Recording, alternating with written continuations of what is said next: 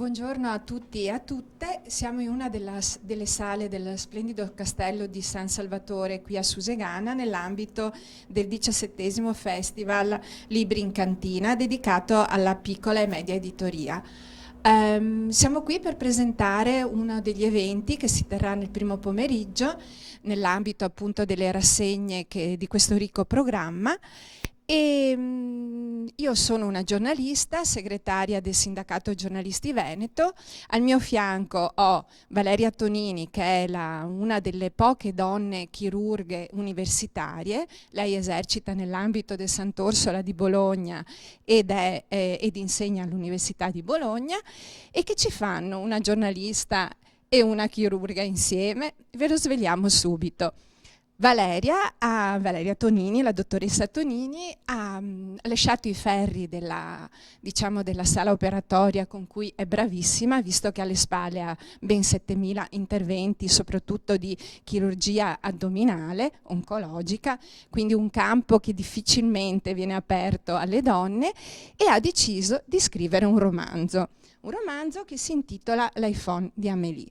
Perché ha deciso, dottoressa, di scrivere un romanzo?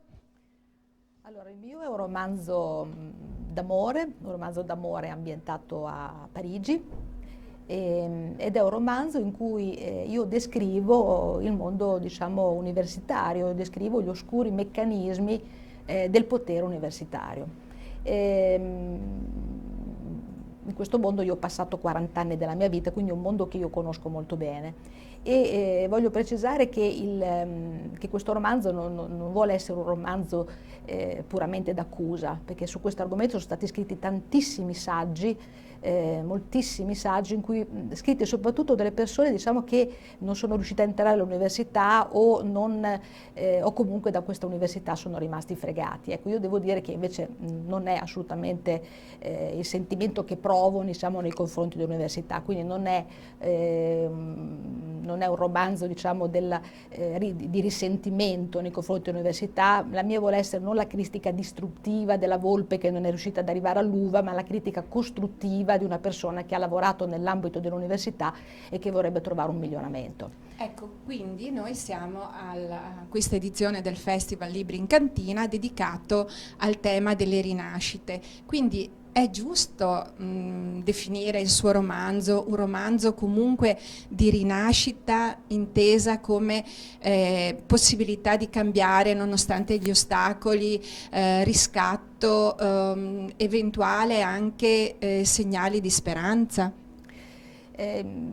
Intanto vi ringrazio di avermi invitato a questo festival, e secondo me questa parola di rinascita è una parola bellissima, perché è una parola forte, che parla di passione, fa intravedere in sé una possibilità di un cambiamento.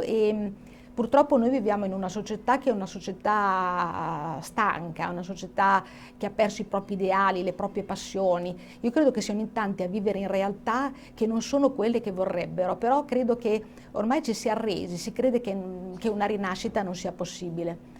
Io però credo che le rinascite siano possibili in tutti i campi, perché io vengo fuori da una generazione che è la generazione degli anni 60, siamo quelli del boom economico, quelli che abbiamo creduto che veramente tutto fosse possibile. Io credo che lo sia, e credo che anche nell'ambito, diciamo, universitario ovviamente questo sia possibile, cioè bisogna rimboccarsi le maniche e andare avanti, e io voglio dire che io tutto sommato sono una persona che in ambito universitario tutto sommato ha fatto tutto quello che ho voluto, e quindi bisogna prima di arrendersi, di scappare, di andare all'estero, di fuggire, come fanno tanti giovani, magari purtroppo molto spesso i migliori, purtroppo che combattere qua fuggono via. Io credo che bisogna anche cercare di rimanere qua e di dare una rinascita in tutti i campi, anche nel nostro paese. A questo aggiungere soltanto una cosa, che il romanzo però non è soltanto un romanzo di accuse, è un romanzo soprattutto d'amore, e questo è un escamotage. L'amore è rinascita di solito, esatto, giusto? l'amore è una rinascita, è un personaggio, il protagonista è un architetto che ha fatto molte cose, un uomo che Però, ha... dottoressa, non svegliamo troppo, perché altrimenti oggi noi diamo appuntamento alle 14:30 nella sala della Biblioteca Comunale di Susegana, che è qui vicino al castello in piazza Martiri della Libertà 11, e lì scopriremo la trama e i vari livelli di lettura a cui si presta questo romanzo, che è davvero interessante. Quindi appuntamento, ripeto, alle 14:30 oggi in sala della Biblioteca Comunale, e vi assicuro che non vi annoierete. Buongiorno a tutti.